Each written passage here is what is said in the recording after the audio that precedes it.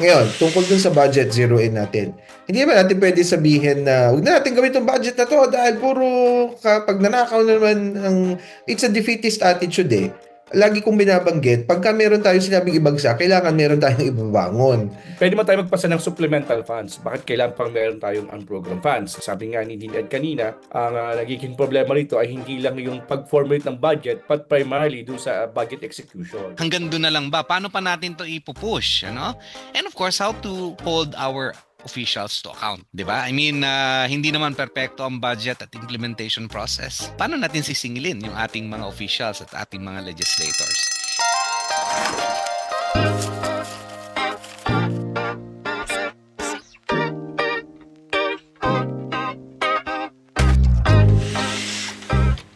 Alright, magandang umaga sa inyong lahat. Magandang umaga, magandang hapon at magandang gabi saan man kayo ngayon nanonood or nakikinig dito sa The Dean's List. Welcome again sa ating episode. Pang ilang episode na ba to? Pang 7 na yata to. Pang 7. 7, oh. Lucky 7 ang episode. 13. 13. Wow! 13. Lucky 13 pala tayo ngayon, ano? Ngayon ay Year of the Horse at swerte yung 13th episode natin. So, Happy New Year sa inyo lahat. Umpisahan na naman natin ang isang maatikabong discussion dito sa The Dean's List, no? Pero bago 'yan, ako si Dr. Sherwin Ona from De La Salle University at kasama ko ngayon ang dalawang gwapong mga dekano ng mga kilalang universidad dito sa Pilipinas, no? Umpisahan na natin, Dean Ed. Batiin mo naman ang ating mga viewers. Magandang araw sa inyo mga viewers at saka dito sa mga kasing gwapo kong mga kasama natin dito sa Dean's List. I'm Dean Ed Tapia of the University of Makati. Happy New Year sa inyong lahat. Ay, uli, magandang umaga, hapon, gabi, madaling araw, kung saan man kayo lupalop na nanonood at nakikinig na Dean's List. Again, Happy New Year. Sana ay maging happy na at New Year ang ating 2026. Mula po sa De La Salle College of St. Benilde School of Diplomacy and Governance, Dr. Gary Ador Dionisio po. Dito po sa Dean's List. Alright. So, Dean Ed, Dean Gary, umpisa na natin, ano, bagong taon. Bumungad sa atin yung approval ng GAA, no, yung ating national budget. At ito ang mainit na pinag-uusapan ngayon, ano, dahil nga nanggaling tayo sa isang taon na Right. medyo controversial yung nangyari dun sa budget, ano. So, alam naman natin, no, na pinirmahan na ni Presidente a few days back, no, yung national budget amounting to 6.7 trillion at sinabi nga niya na ito yung pinaka ano mang masasabi dito, pork-free na budget at vinito niya yung 7 items no, sa unprogrammed appropriation, ano, at itinira na lang yung 3. No? So, anong masasabi nyo rito? Tama ba na ito ang move ng administration in terms of the items in the budget? So, sinong gustong sumargo dyan? Sargoy na natin tong issue na ito. No? Basagin Simulan na ko na. natin. Okay, Sige. Happy New Year dahil naaprubahan na officially ni Pangulong Bongbong Marcos yung ating 2026 budget. Again, importante na malaman natin na nagsimula tayo dun sa very controversial na 2025 budget. That's why, kung ating matatandaan, maliban sa pag-a-appoint ng bagong liderato, both ng Senado at ng House of Representatives, di ba? Napalitan yung leadership nito sa kalagitnaan ng controversy noong 2025. Sinubukan nilang mag-institute ng mga reforms, no? In particular dyan, yung pagpapa-invite ng mga civil society organizations dun sa budget deliberations at yung open BICAM. Kung ating matatandaan ay ito ay nagsimula sa mga civil society organizations and from the academe, no? Nanawagan ng open BICAM. At ito naman ay tinugunan ng liderato ng Senado at ng mababang kapulungan, no? At nakita natin, no, na first time sa kasaysayan ng Pilipinas ay nagkaroon ng live streaming itong Bicameral Conference Committee dahil noong 2025 nga budget deliberation, isa ito sa mga very controversial part ng the entire budget process.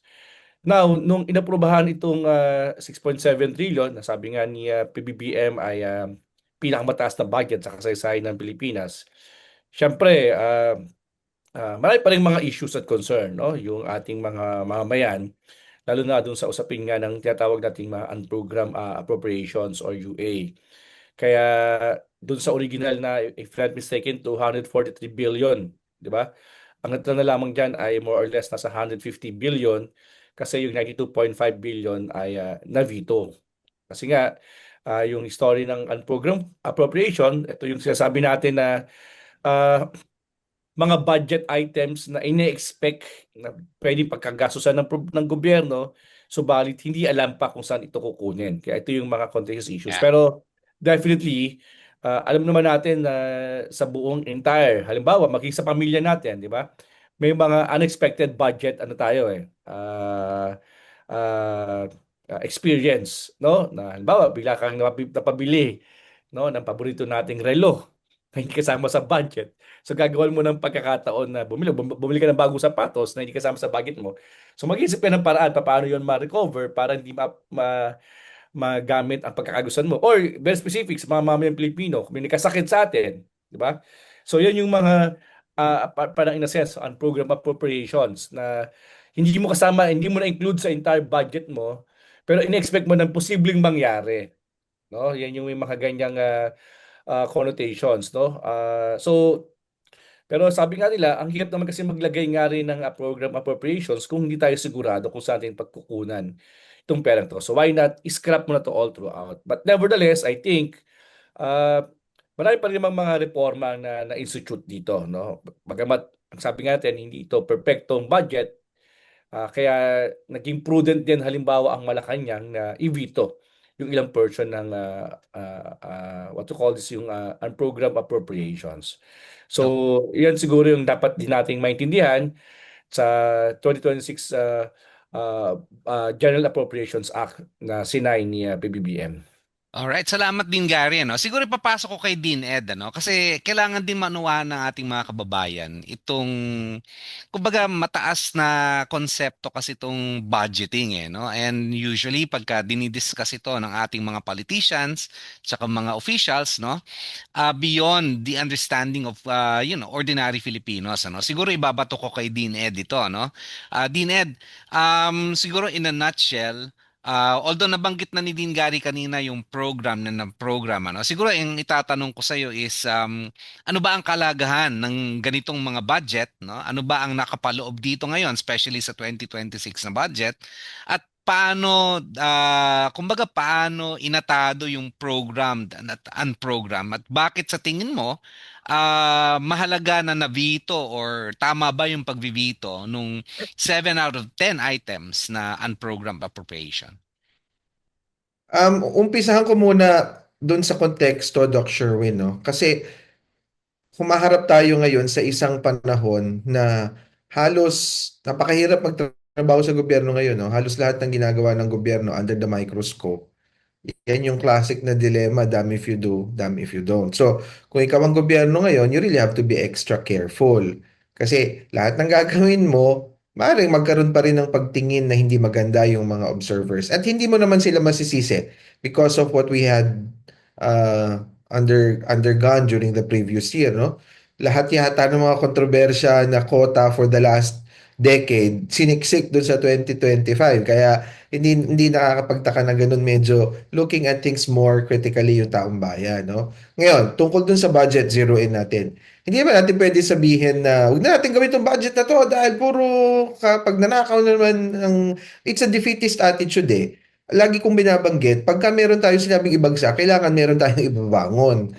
Ano yung pagbangon natin? Simulan natin dun sa budget ng 2026, no? Yung pagveto ni Presidente Marcos dun sa 7 out of 10 unprogrammed items, I think, okay yon, but only to a certain extent. Kasi hindi mo siya pwedeng tignan as wide-scale signal for structural reform. Parang ang tingin ko dyan is more of a restraint and a signal towards something bigger. Pero hindi pa yan yung exciting na part. Kasi marami ka pa rin itatanong dyan, no? Ano ang paano ba nangyari yung 10 unprogrammed items na yon to begin with? Ako kasi ang tingin ko diyan, dapat mas tinitignan natin yung ugat at saka yung proseso at hindi lang tayo nagpapadaan dun sa mga knee-jerk reaction na como may mga nangyaring hindi maganda nung nakaraang taon, lahat na ng mga gagawin dito sa budget na to, puro may kinalaman sa pangungurakot. Hindi ako kumbinsido dun eh. Tingnan na lang natin for example yung unprogrammed funds. Katulad ng binanggit ni Dean Gary kanina, hindi naman como unprogrammed funds yan, ibig sabihin, by itself masama na yon. Kasi it's a contingency. Ang question lang talaga dyan is kung paano mo siya gagastusin. So, I think hindi lang siya natin dapat tignan as a legislative concern because budgeting is really, for all intents and purposes, malaking part dyan is legislative in nature. No? Kaya nga ang Kongreso yung tinatawag na mayroong power of the purse. Pero kung paano yun gagastusin, yun yung lookout naman ng executive. Kaya over time, yung supposed to be contingency kasi masyadong naging abuso. Kaya ang titignan natin dyan is paano nagkaroon ng limitasyon ngayon doon sa number one, sa pag-allocate ng unprogrammed funds na nakita naman natin na talagang deliberately nililimit nila. At more importantly, kung paano to gagastahin. Kung paano to gagastahin. Kasi nakita natin yan na kahit gaano kaganda yung proyekto, kung hindi mo siya gagastahin ng maayos, problematic yan. Like flood control. Do you think anybody would now dare come up with a proposal to fund flood control projects? Siyempre, hindi. Kasi napaso na. Paano kung talagang kailangan? Paano kung talagang kailangan? Those are governance issues na hindi natin pwedeng isantabi. So, um, well, nakikita natin that robust yung discussion. May mga pumunta pa sa Supreme Court as a matter of fact to question the GAA. And I still look at it as our journey towards becoming a more mature democracy. Pero Yeah. hindi tayo pwedeng relax na lang, Doc Sherwin, din Right, Gary. oo. Din Eddie, follow up ko lang ito, no? Nabanggit mo na kasi yung may mga nagpetition sa Supreme Court na para ipa-declare na unconstitutional yung natitirang unprogrammed appropriation. Ano ang palagay mo rito? Nasa tamang wisyo ba to sa tingin mo? Hindi ko nabasa yung kanilang pleading, pero ang intindi ko at least doon sa ilan sa mga nag-file ng petition before the Supreme Court, ang talagang kino-question nila is not the General Appropriations Act by itself but only certain facets Yeah, of it. certain facets. So, tingin ko okay pa din 'yon. Maganda pa din 'yon para definitively magkaroon ng malinaw na statement ng Supreme Court kung talagang hindi napapayagan 'yan, no? Yeah. Kasi medyo gray area siya eh. Parang gray area pa rin siya na hindi naman siya bawal pero it's frowned upon. Di once and for all, hintayin natin kung ano sasabihin ng Supreme Court. Pag sinabi ng Supreme Court that by itself is unconstitutional, di susunod tayo so that we will be more guided about it. Yeah, Dean Gary, do you want to add to that?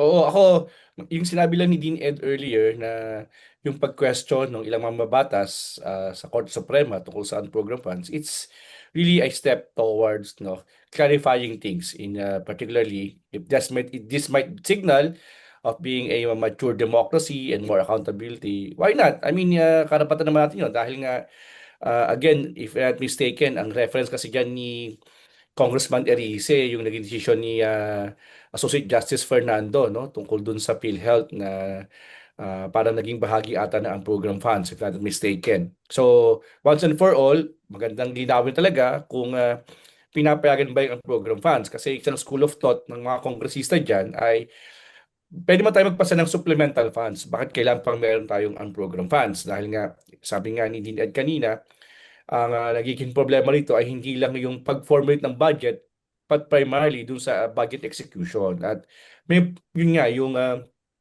mataas ang risk kung ang term na gagamitin mo ay program funds rather than supplemental funds. So, may ganyang mga pag-uusap. That's why I think this is an important direction.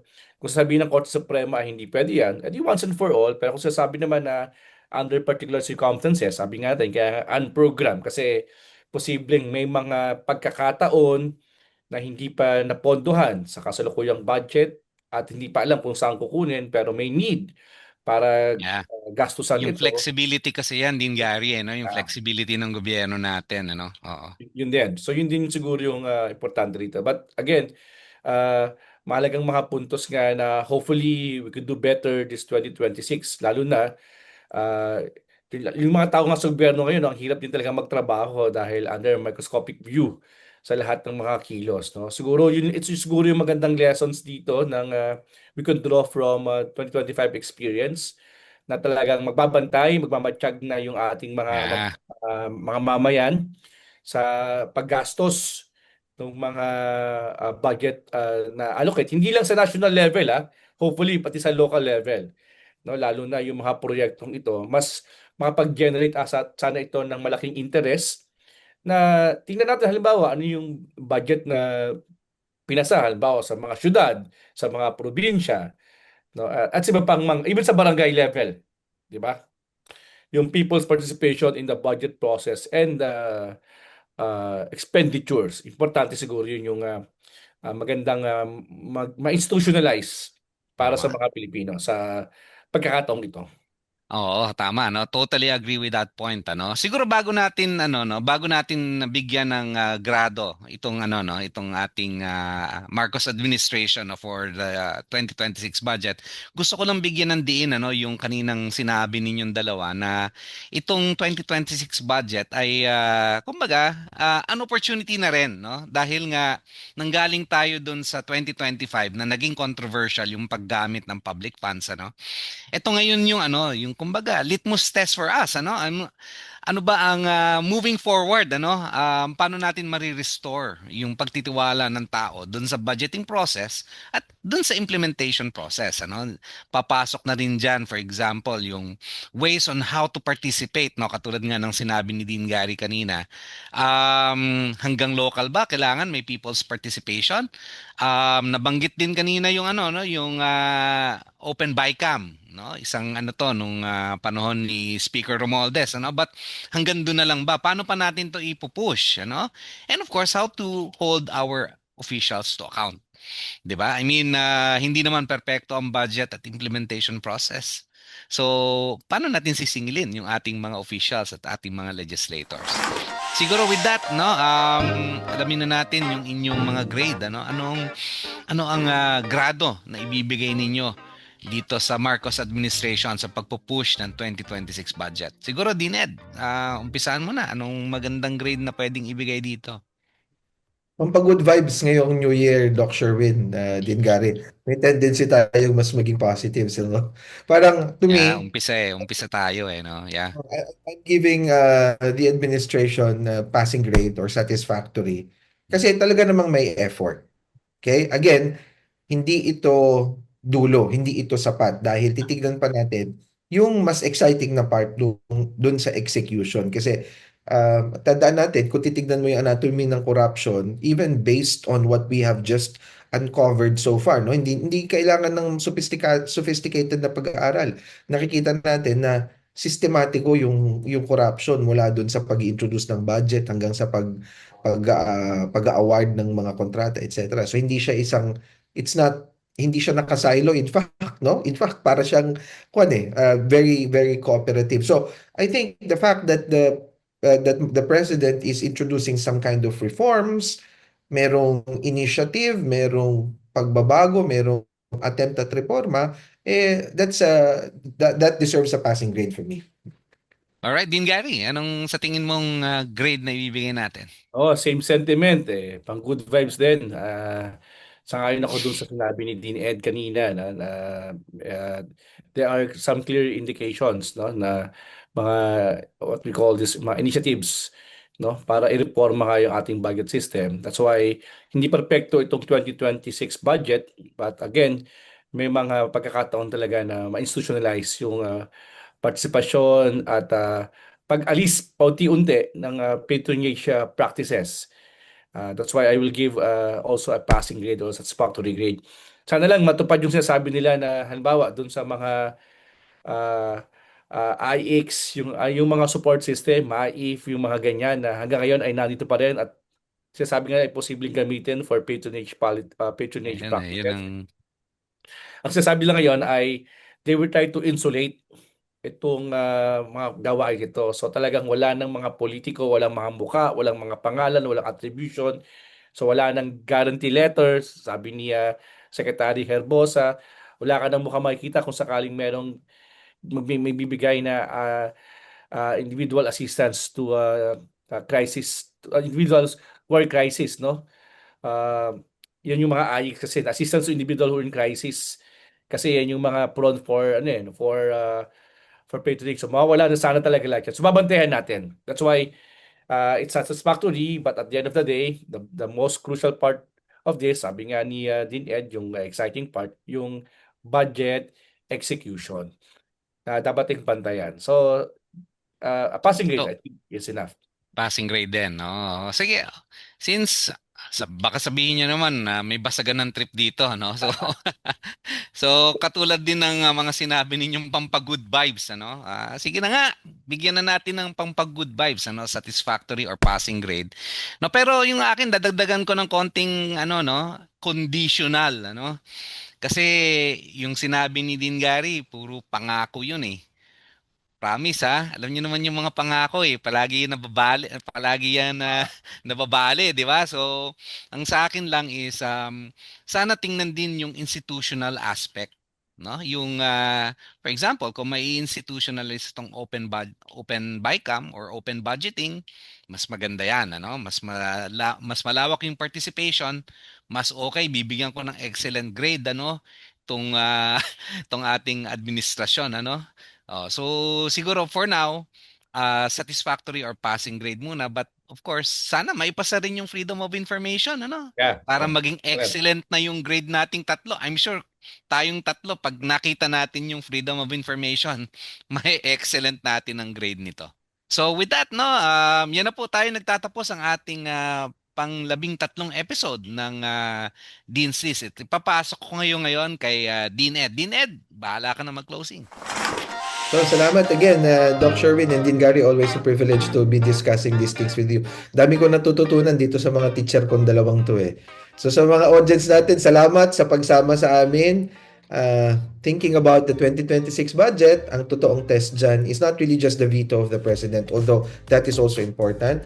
Pero ang real test is whether it delivers clarity and accountability. Ang mga budget natin magsasucceed lang kung merong trust that would come from the stakeholders. I'm Dean Ed Tapia from the University of Makati. Again, maraming salamat po, Dr. Gary Ador Junicio from De La Salle College of St. Benilde. At ito po ang inyong lingkod, Dr. Sherwin Ona po from De La Salle University. Nagsasabing maraming salamat sa panonood. And this is The The Dean's Dean's List. List.